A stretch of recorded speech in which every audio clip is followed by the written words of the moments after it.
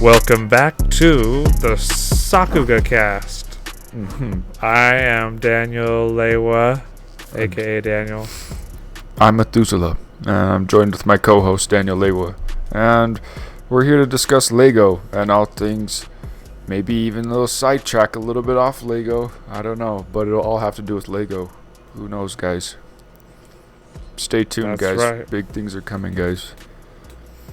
Well, if you put out all these big promises, everyone's always going to be like, "Oh, so what? You don't deliver on the promises." No, I just say big things coming because I always make fun of like people that on like Instagram and stuff, like rappers are like, "Guys, I just filmed a new music video, guys. Big things coming." So I'm making fun of that actually. Oh, you're parodying. I am parodying it, but big things may be in our future as well. But everyone's always like, "Big things coming," and then they post like, I don't know, a SoundCloud song, something like that. But good for them. Follow your dreams. Every Monday, Wednesday, Friday, 5 p.m. Exactly. And then, yeah. They'll say big things coming, and then they end up giving up on what they're doing. So we will try to do the opposite of that and be consistent on every single Tuesday with our podcast. So far, we're like 5 for 5, 6 for 6. I don't know. Yeah, if we don't deliver on that, we're going to be the biggest hypocrites ever, though. Yeah, it's whatever, man. I don't care, man. So, Daniel, spoiler warning. But what was your thoughts on the movie Black Widow? Okay, I've had a couple days to think about it. I really enjoyed it. It was very much kind of a throwback to earlier Marvel movies, reminiscent of Captain America, the first Iron Man, and even other movies like Mission Impossible and some Bourne Identity vibes with how the action and everything was set up. I really enjoyed it. It wasn't the most crazy, special, unique thing ever, and the villains were probably the weaker part of the movie, but generally, like, the protagonists, fantastic, action, set pieces, thrilling. I had a great time. I feel like with the superheroes, you need super villain. I feel like it's like 50-50 on. It shouldn't always be about superhero. I feel like it needs to be 50-50. The supervillain has to be just as good. And that's when I was rewatching Captain Marvel, I was realizing, like, wait, this has no good supervillain whatsoever, which crippled it. Plus, that had bad acting and bad plot storytelling, in my opinion. And then that's what I made think of Black Widow. I think the acting was all super great and the action was crazy, even though it was undermined by like super unrealistic parts where Black Widow just gets absolutely destroyed and then stands up as she's A-okay. And then yeah, just the lack of a good villain. But other than that, we could look at this set now. I'll pull it up. And I never looked close. I never looked close to the Taskmaster, but like, what the heck? He looks kind of average, to be honest. Like, this is a good version. This displays how good Taskmaster was in the movie, based on this minifigure. I mean, this set generally is just kind of a, they got to throw out a obligatory, here's something. It's been on shelves for, I think, over a year now, which, well, due to the pandemic, is understandable, but yeah, I had never really given it a second thought because I hadn't seen the movie, but also just kind of like a more juvenile type set. It looks like a 4+ type set, and it's like I feel like it looks really lazily done because why is she holding the lightsaber and blades when her batons are like these mechanical sticks that can extend, and it's like, oh, let's give her 2 blades. Maybe they didn't have a lot of promo art or a lot of reference material to work with, but I mean they had enough for the 3 characters at minimum. And Red Guardian, I think there was a San Diego comic, like not San Diego, like some exclusive set that has Red Guardian minifigure that I seen. So it's not in this one, which would have been cool because he was, I guess, a highlight of the movie for a lot of people. I thought he was kind of undermined by just kind of being the quote-unquote stupid character for a lot of it. But that would have been a cool minifigure to have, I suppose. It is. Yeah, I'm looking at him right now. It's in the Sec 77905 Taskmaster's Ambush, which I think is actually a better set than the helicopter one, just because it has Black Widow in her white suit, which is cool. We've never had that before, and Red Guardian, and Taskmaster in the tank thing that he is kind of similar to the one he drives in the movie. Yeah, that's a cool. So, you know. Yeah, that set actually looks really cool. I have it pulled up here as well. Their shields are kind of weird because it's like the plate on the opposite side of a dome type piece. It's not like a Captain America shield mold. I don't know. Yeah. That would have been cool, but I'm not gonna get any Black Widow set from the movie. I'm just gonna be honest. Her white suit is cool, and again they gave her the lightsaber blades, but the tank was a cool shot because that was all real. Like they really brought that tank to the streets of what's it called, and really Budapest. Yeah, they really went to Budapest and brought the tank. So that's cool. But as far as the movie, I wasn't the biggest. I'll say it's like kind of average, but it's not as bad as like Captain Marvel, etc. My opinion. Yeah, definitely a lot better than that. That's fun. But yeah, it's probably the weaker side of Marvel sets, weaker side of Marvel movies. I'm sorry, guys. A lot of people a lot of people liked it. And that's good if you got something out of it. Like it impacted you in that way because everyone's different. But yeah, it's interesting. Going back to how we were saying it's kind of juvenile, the helicopter set, because the movie is pretty intense. I'd say it's one of the kind of more intense Marvel movies for action, but also just for a lot of the themes that it tackles of lack of agency and, you know, violence against women and all of this stuff. It can get pretty intense in a lot of those ways, so it's just interesting. And Lego does this a lot where they'll make a set based off of maybe a character or a movie that's a little more mature and make kind of a kid set. It's like the kids who would find that helicopter fun probably aren't the ones who should be watching the movie, you know. Yeah, for real. So an observation. Maybe they could have made it a more like adult type set, more detailed. Maybe that's kind of what this Comic-Con exclusive one was. Yeah, of a display. It looks more like just a display piece, not really like a play type thing. But yeah, I don't know. I'm mixed on the movie, so the pros and the cons kind of average out, and it becomes middle in my eyes. But we don't have to talk about Black Widow. Now there's 4 Marvel movies. It's weird because so I saw someone's like TikToker reel or something, and I was like, Marvel fans in 2012 or 2013, they're like, oh, we're going to start getting 2 or 3 Marvel movies a year, and I heard, you know, that there were 6 superheroes in one movie. That's way awesome. And nowadays we're like, now we have the Loki TV show and Black Widow. Like, I don't care. Where's King the Conqueror? Like, where's Mephisto? That's kind of true. And we're getting 4 movies. 4 movies and at least 4, maybe 5 Disney Plus MCU shows. It's crazy. It's awesome, especially because they're so high quality. But. No, they're for sure. If they keep the high quality and like, I don't think it's really milking it because there's so much. It's a whole universe to dive into. They barely even scratched the surface, even with this new Phase 4 Marvel movies. So I don't even think they're close to milking it. Kind of like, I feel like Star Wars is kind of getting milked in a way, but I don't feel that way with Marvel. It's just too big. Too much stuff you could do. It's a big universe, and it makes me really excited for the CMF that should be coming out September, because the CMFs typically come out every 4 months. And the beginning of the year we had, was it Series 21? And then we had the Looney Tunes in May, and then September should be the Marvel What If CMF, or not only What If, but the Marvel CMF, and I am super excited for that.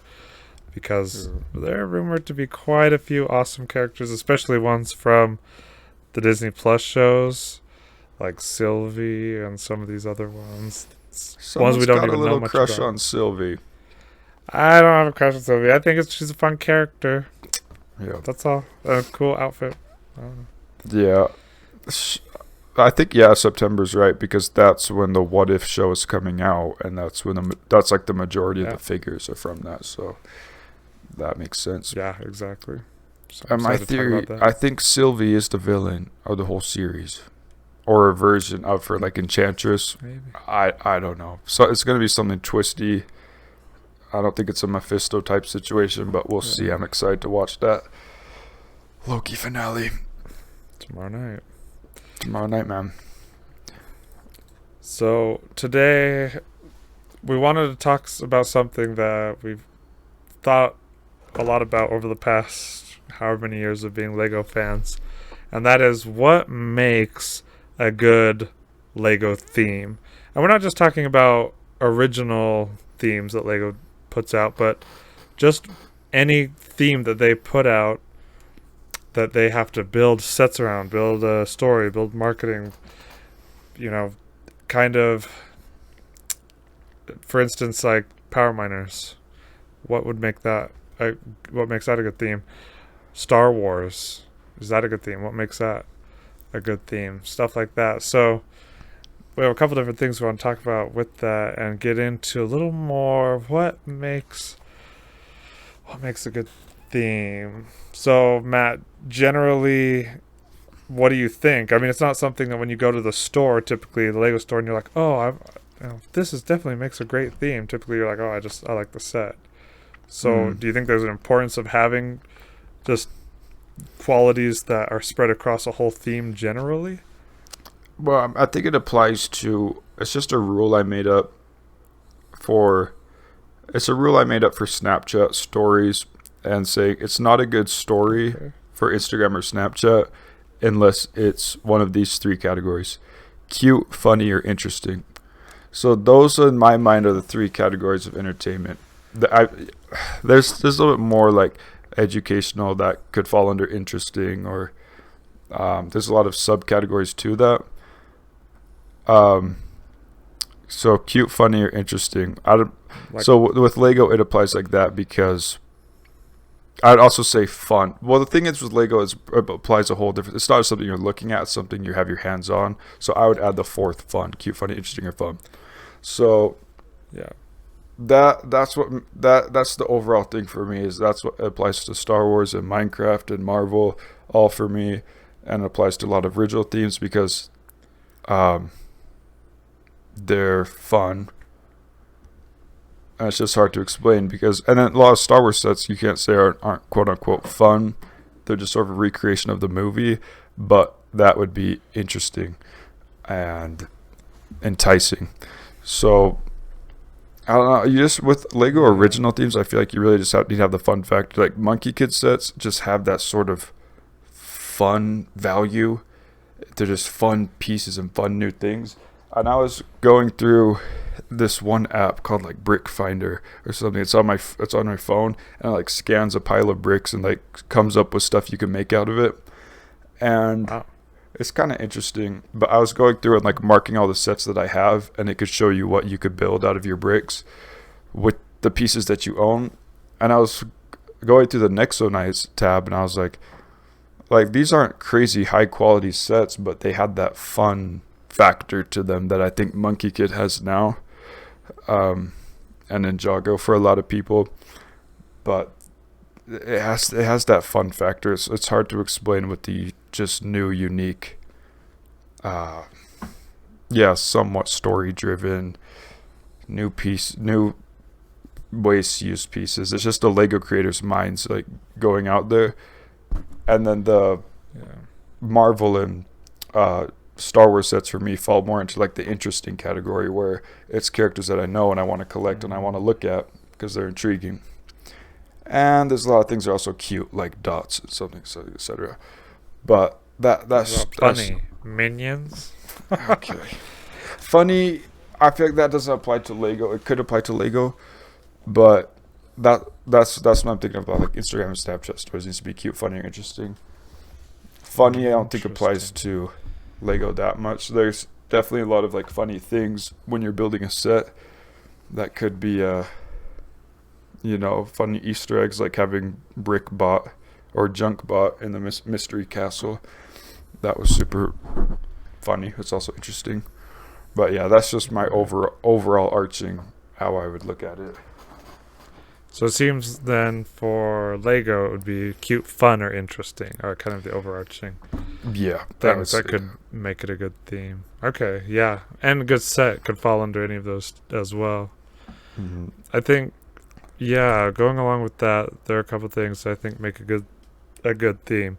The characters, having imaginative sets, and having some sort of storytelling aspect through whether it's the marketing or through the sets or anything like that. And I guess to go a little deeper into some of these, if you have good characters in a theme, so I guess for some of these themes I'm thinking of Ninjago or Hidden Side or Monkey Kid, stuff like that.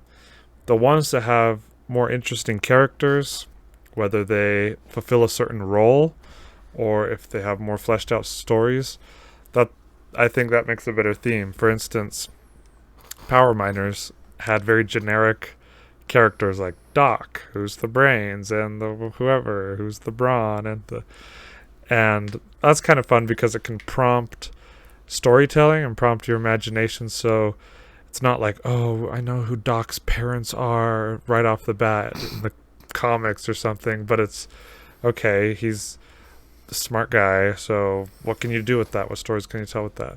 And that's fun. Also, having characters that have a more story can be fun too. For instance, in Ninjago, for Cole, he has a whole backstory, and we know his parents' backstories now and how they are related to some of the villains and some of the deuteragonists, and there's a lot more going on there. And that can also still be nice in a theme, as long as that doesn't overtake some of the imaginative aspects of that. That's the one thing I don't like, how it's going more into that I don't like how it's going more into that territory of it. Now the sets are based off the show, if that makes sense. Or like now it's like a movie type set, like a Star Wars set, for example. That's the one thing that's the main thing I don't like about that, because I just view Ninjago sets when they come out. I just view them as the set. I'm like, oh, that looks super cool. And they do. So I don't even think you really need the show, to be honest, because I look at the new Underwater Wave, and all the sets look really cool. Like the Hydro Bounty and the Deep Sea Temple. They look really cool, and you can come up with imaginative things by yourself. So, but that might suck a little bit of fun out of it when people are like, oh, I know Cole and his entire backstory and how many times he sprained his knee and what he can and can't do. And and I think it really depends on the person. Some people like to do more of their own thing, and that's great. Some people like to have a real story and what's canon in Ninjago, or what's canon in Star Wars. For sure, there's definitely like, okay, this is canon, this isn't. Like the Sand Speeder set that came out several years ago, it's like, I don't know if this really made a big impact in the show, or in the movies, but it's a set. It's like, well, okay, it's just I mean, you can do whatever you want with Lego, and I think a good theme kind of can bring a lot of these storytelling aspects of characters and the sets and everything together to tell a story. And that's really that's what it comes down to. A good theme can tell a story, whatever that may be. I think of going back to Hidden Side. Hidden Side is interesting because it's so based around this app integration. I feel like that's where most of the money went, was just how do we make an app and how do we get the app integration. And you have these very thin characters, Parker and whoever the other one is. I forgot their name. Jack? That's how thin they were, because they were the most like, okay, self-insert generic characters, and JB, the crazy scientist. So you can do whatever you want with these guys and their little phones that they hold. But the problem is with those sets, it was so tied to the app, and all the functions were directly tied. Oh, how do we integrate this and rotate this to trigger the app and everything? Where just as a theme, it was kind of cool. It had a lot of uh, cool, unique sets, like haunted city type sets, but the story was too thin, and there wasn't a lot behind it. And maybe it's because I didn't really play the app so much. Maybe I would have learned more of the story, but it didn't really do it for me. Because then you just have a million Jacks, or whatever his name is, and you have a million Jack minifigures. And I think Nexo Knights kind of did good with the minifigures, because I was looking at them. They had like they had little ultimate packs, like Ultimate General Magmar, Ultimate Flamma, Ultimate Axel, Ultimate, and it's like, just thinking of those two, General Magmar, Flamma, Jestro, you don't even need to watch the show to see that, the story here, and that prompts a lot of imagination. But yeah, character distribution, I think that's important. If you have a theme or even a wave, how you distribute your characters among the sets or how they interact with each other, that can be really key in helping storytelling. Because with the hidden side, if you have the same characters in every single set, it's like you get sick of them. But Nexo Knights is a really good example, and I think Chima to a lesser degree, where you have this rich world where you have Jestro and Monstrux and General Magmar, Flamma, and there's these hierarchies, and that really, and they're all kind of spread out across a bunch of different sets, and a ton of exclusive figures to different sets. That can really fuel some of that storytelling in a good way. I think Monkey Kid is a good middle ground in a way, because there is a lot of diversity with the characters. Like you have Pigsy and all his food crap, and then you have Demon Bull, Red Sun, Princess Iron Fan, Monkey Kid, the girl, Monkey King, and they have some whole spiders. Now they have the Bone Demon. So you will get a lot of repeats, like with Monkey Kid and his main crew of Sandy and them. But it's just a lot of there's a lot for a huge variety group of different people. I think I may have mentioned that when we're talking more about Monkey Kid, but like they have demonic sets and they have super cute sets. Like that's the span, the spectrum that Monkey Kid has. If people don't like it, that's okay, but I think it has a super cool appeal. It may be a little too zany for like what are you supposed to do with this pig truck shooting meat at you, and then a giant demon bull, and I guess it's all animal related, but I think it does it well, and the sets are so high quality. So that's why I think Monkey Kid's such a good theme. It's always going to be up there as far as themes go for what they've done. Like I don't know what's in the future, but it's always going to be like up in the top tiers in my opinion. And they took a lot of that from Ninjago too, the success of Ninjago, and put it into the Monkey Kid, because Ninjago has all these things that we're talking about. Figure diversity, story, Yeah. So I love also what you're getting into as variety being one of the really important things of a good theme. Having a broad variety of set types. So, maybe there's a location build, or there's a like vehicle builds and different types of vehicle builds, or little battle sets. Having that kind of variety can really help with different interests. Like you're saying with Monkey Kid, you can get the cute stuff, you can get the crazy stuff, or anything in between, Yeah, I think it's easier for like Western audiences to grasp on with Ninjago. It's like, it's cool, elemental themed ninjas. You see the earth themed bike, like, that's Cole's. The ice dragon, that's Zane's. And maybe it's easier concept to latch on to than some of the Monkey Kid stuff, where it's based on the lore and everything. But the Ninjago has that huge diversity, because they have all the 8 ninjas or whatever, and then each wave is a new wave of villains, and all the figures are all themed differently. Like you had Islander theme, that's underwater theme, they had a video game theme, like all the craziness. So the diversity is just a big rainbow of Ninjago. Nexo Knights was riding the coattails, in my opinion. It was close. but I don't know. I Yeah, personally wish Nexo Knights would have continued, but I can kind of see why it didn't. Who knows? Yeah, I got all the colors were just going all over the place, and there's the fine line where you need the variety and you want different types of sets, different colors and everything, and then, but also it's important for a theme to have some sort of cohesion. What's holding it together? Some sort of design language for the sets and the theme generally, but also what are the characters holding together? What are the colors of the sets?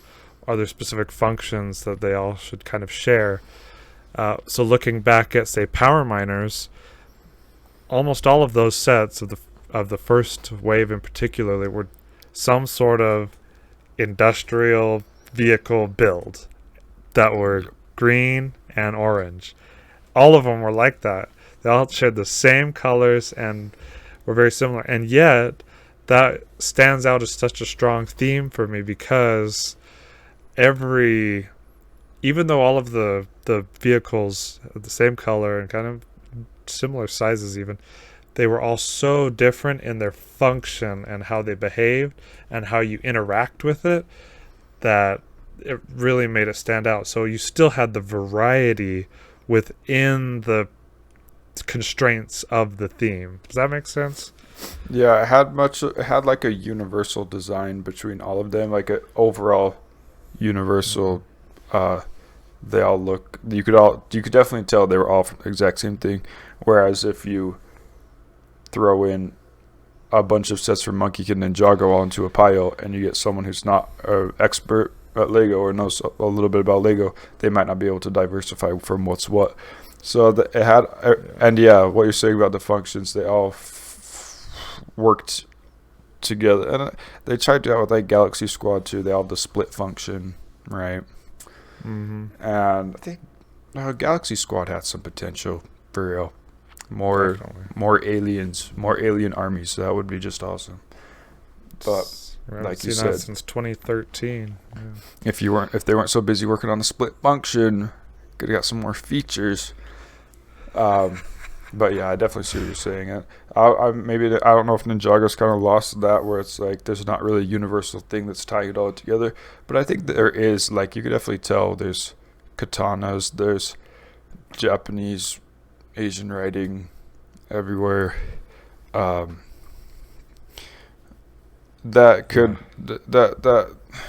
But we also want diversity at the same time. So yeah, like you said, it's a balance.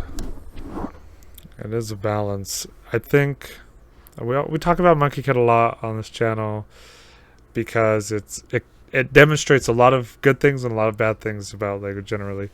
So something that is nice about it is, like you're saying, yeah, maybe you wouldn't be able to tell a lot of Monkey Kid stuff apart from the Ninjago stuff, like some of the mechs and stuff, if you put them together. But on its own, Monkey Kid has a very distinct design language, especially with the characters. So, and I guess that's similar with Ninjago, but for instance, May, all of her vehicles are called the White Dragon Horse Jet, the White Dragon Horse Bike, stuff like that, and they have the similar color scheme and everything, the greens and the white and teal, and they all look like her, kind of. And then you have MK, the Monkey Kid himself, who has all of these dinky little red and yellow, and sometimes gold vehicles, where there's not much variety amidst all of them, and they get really samey really fast, but you can tell those are all his vehicles, and and it's consistent even from last year to now. And that's something that is different, is very different from Monkey Kid and Ninjago, where Ninjago, sometimes even every wave, it changes drastically how things appear. You have the Digi season, so everything's going to be Digiified. You have the island season, so everything's going to be much more tribal. Whereas Monkey Kid, you don't have those distinctions because it's just based off of the one novel, Journey to the West. So it's a little harder to have those kind of evolutions of vehicles. But I think so far there's enough variety to keep it distinct. But like you said, it could be a bad thing. If you're stuck with too many yellow and red bricks. I'm worried it will be. Yeah. One thing about Monkey Kid 2 is I like how sometimes the waves of villains in a new wave they might have more demon bulls. Like they don't just completely ditch the past villain, and that's nice. So that you could keep army building or whatever. That was another good thing about Nexo Knights, the army building. They had little battle packs for the monsters and the knights from Knighton. Maybe Nexo Knights was really onto something. I don't know. But yeah. It's just the pros and cons because it's a universal design. You can tell, oh, this is all May's vehicles are all Sandy's little speedboats. But you're gonna end up with a lot of the same color, and to each their own. But a lot of this stuff, like story direction, like some sort of story direction that's by creativity, that can also apply to like movie sets, like Star Wars sets, because the story's been played out. We know that, so we do know the characters and what they're like, but you could do brand new things with them, and so the story's very driven in that case, and might limit your creativity, but it could be even funner to have beloved characters that you already know, and you could do new things with those characters. Yeah, exactly. And kind of like what we're talking about with Ninjago earlier. They're established now. They have certain personalities, and that can help with role playing. So if you have Ahsoka, who's really beloved fan favorite character, and her as a minifig, and you have her battling Darth Maul or going on whatever adventures, that's super fun, and you have that attachment and you want to tell more stories. And I think something that people are accepting, or maybe should accept more and more, is not being so precious with whatever is canon and being free to tell more stories. That's something I've really liked about, for instance, Into the Spider-Verse and Loki, and I'm sure what we'll see more of.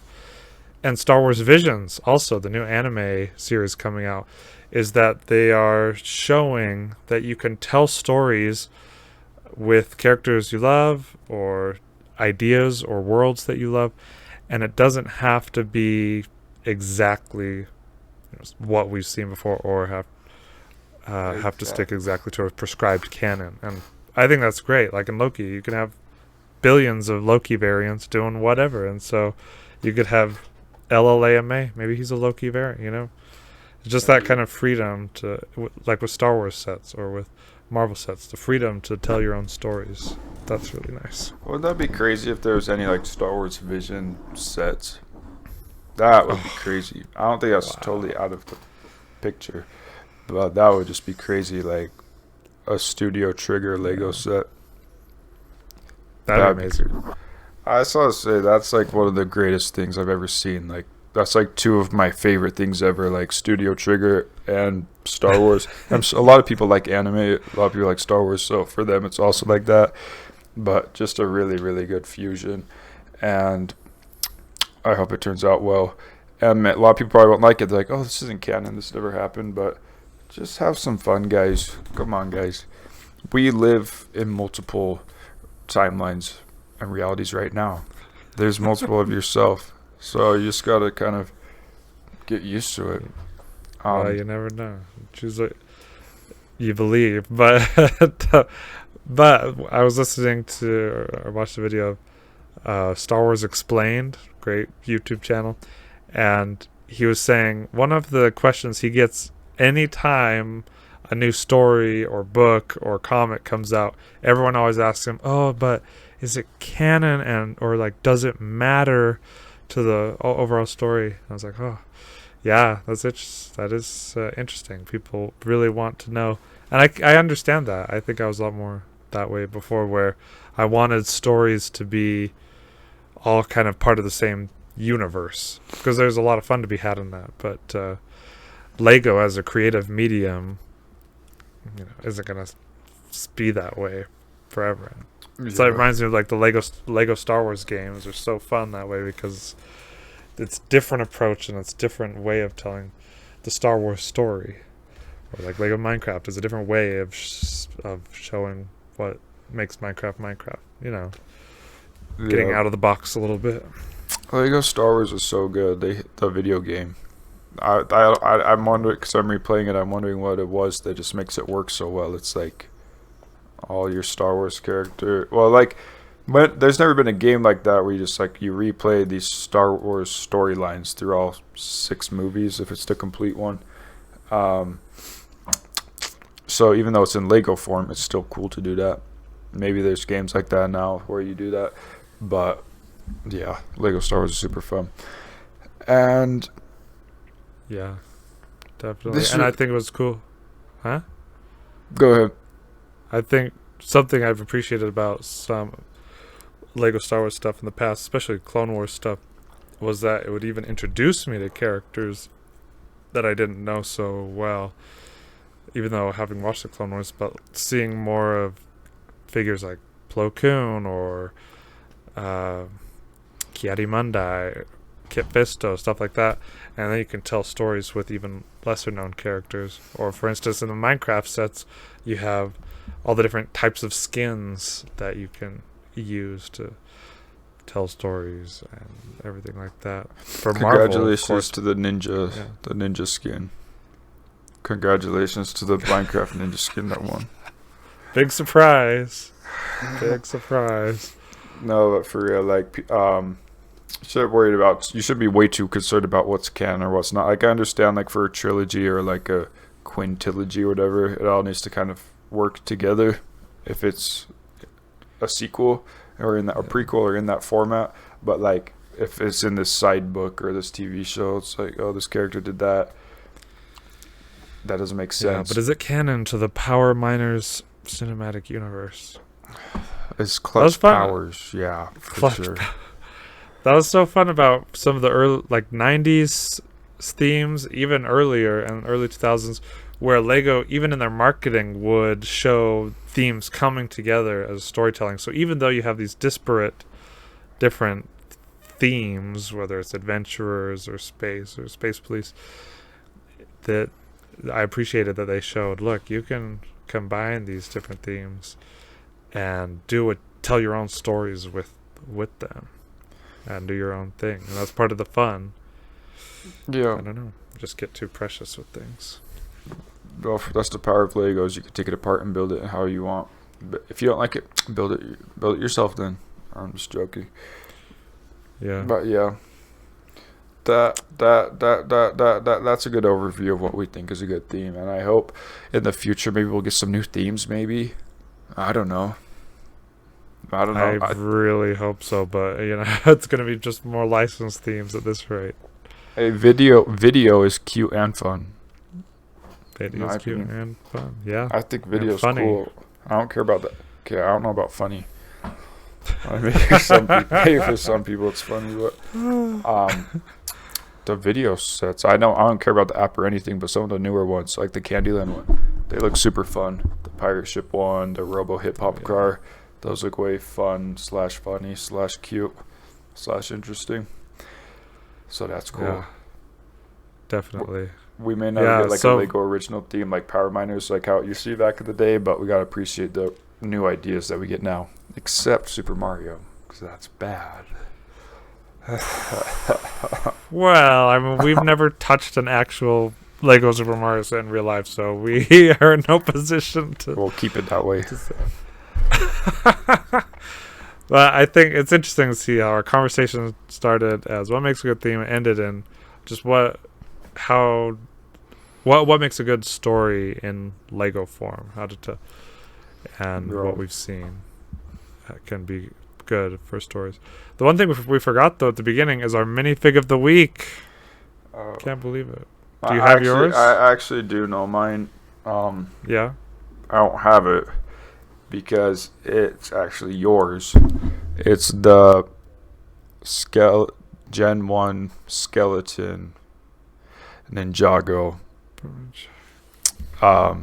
guy. You know the skeleton guy. He has the big Samukai. spine. You're talking about Samukai. Samukai. I didn't know his actual name. I have it.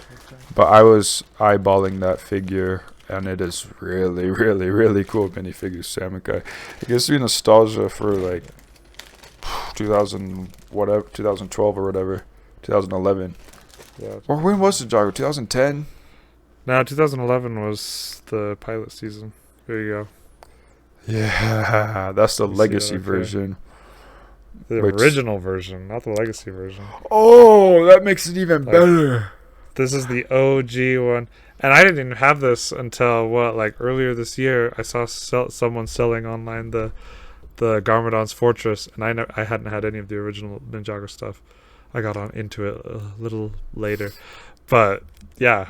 So this is like the OG Samukai. I was so hyped about it. It's so cool. Just like his jaw and his spine, like it's miniature, but it's not like a big fig yet, where it's just these chunks of plastic. It just works super.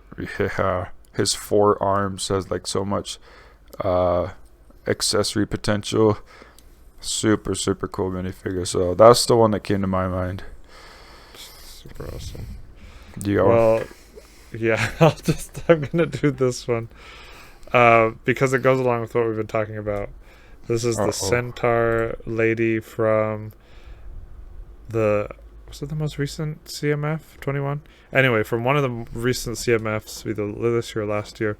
And what I love about this, it's just representative of CMFs in general, why they're so great, collectible minifigures CMFs, is that they can prompt the storytelling, even though they're not part of a particular theme.